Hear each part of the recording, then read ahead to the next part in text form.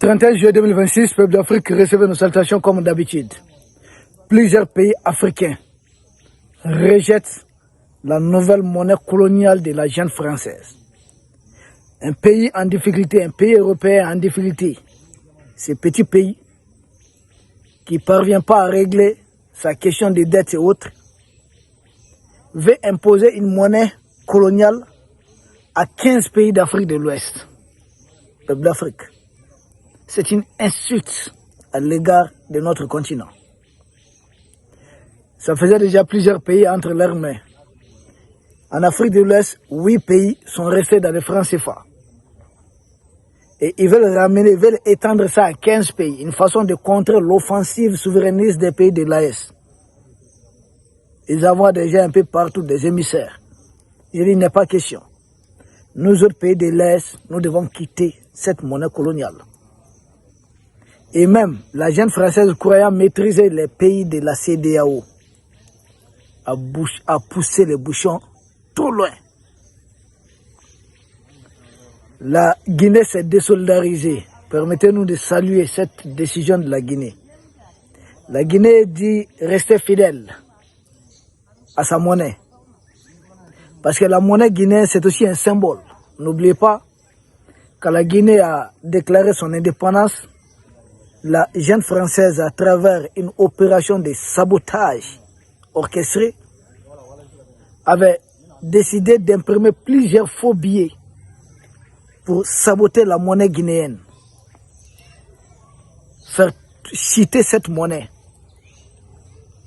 Malgré cela, la Guinée a résisté et a réalisé pas mal de choses depuis au temps du président Sékou Touré avec cette monnaie. Nous, au Mali, avec les francs maliens, à l'époque, on avait fait beaucoup de choses. Jamais on avait réalisé autant de choses. Mais quand nous sommes revenus dans les francs CFA dans les années 1984, mon Dieu, nous sommes ce que nous sommes. La Guinée dit être fière de sa monnaie. J'entends souvent certains dire, ah, ouais, c'est une monnaie un peu faible. Je dis, mais qu'est-ce que vous connaissez des questions monétaires? Vous avez les monnaies les plus faibles au monde. Nous pouvons citer entre autres la monnaie du Vietnam, la monnaie du Venezuela, la monnaie de l'Iran. Demandez-vous, quel pays en Afrique de l'Ouest est aujourd'hui plus développé que le Vietnam? Quel pays en Afrique de l'Ouest est développé que l'Iran? Pourtant, toutes les monnaies en Afrique de l'Ouest là sont plus fortes que la monnaie iranienne. Quel pays? Il faut travailler. C'est le travail. Mais avec les francs CFA, avec ce qu'on appelle cette cour de compte, comment on va dire, les comptes des opérations, des choses que nous on produit ici, les devises étrangères, la France saisit cette devise étrangère et nous verse une partie, c'est-à-dire en français facile. Vous vendez tout de suite votre or aux Chinois. Les Chinois doivent vous payer en monnaie chinoise, en yen. Or, quand vous revenez avec ça, vous ne pourrez pas consommer ça directement dans votre pays. Vous avez besoin du franc CFA. La junte française prend la moitié de cette devise. Autrefois, c'était 100%. Elle prend toutes les devises que les Chinois ont eu à vous donner. Et puis, elle imprime les francs CFA, elle vous donne. Et puis, vous partez. C'est comme si, à la fois, toutes les ressources, les ressources que nous avons chez nous ici, c'est comme si la junte française est productrice de ces ressources. Elle gagne beaucoup. C'est pourquoi depuis les 3 pays de l'AES ont décidé de prendre leur distance, la junte française est en difficulté. Et pour contrer les 3 pays de l'AES, la junte française s'est dit, si on se limite au niveau de l'UEMOA, ça tourne mal. Parce que les 3 pays qui quittent, ça fait plus de 70 millions d'habitants. Ils auront du mal à stabiliser les choses après. Donc il faut élargir, il faut étendre ça à tous les autres pays de l'Afrique de l'Ouest. Quand vous dites la CEDEAO, les pays de l'Ouest, on va se parler, on va se comprendre. Vous allez vous demander, il s'agit de se parler autour de quel sujet? C'est cette question monétaire. Mais c'est le moi. Cette initiative date de 2009. Oui, tout au plus. 2009, quelque chose comme ça. Depuis 2009, il y a cette initiative parce qu'on avait fixé une première date de cette monnaie en 2020. Il était question vraiment d'avoir une monnaie souveraine pour le pays d'Afrique de l'Ouest. Mais seulement entre-temps, M. Macron et M. Alassane Draman Ouattara glissent un autre projet. Prennent les mêmes noms. On était d'accord sur l'appellation ECO pour toute l'Afrique de l'Ouest, à part la Mauritanie. Alassane Draman Ouattara et Emmanuel Macron aussi proposent la même appellation. Et qu'est-ce qu'ils veulent? CFA version Afrique de l'Ouest. C'est ce qu'ils veulent adosser. Beaucoup de pays d'Afrique de l'Ouest qui sont désolidarisés de cette monnaie ont avancé quoi? Les règles ne sont pas strictes. Les règles, ça ne colle pas. C'est ce qu'a dit le Ghana, c'est ce qu'a dit la Sierra Leone. Et même la Gambie. Le Ghana dit non, il faut qu'on convienne des règles.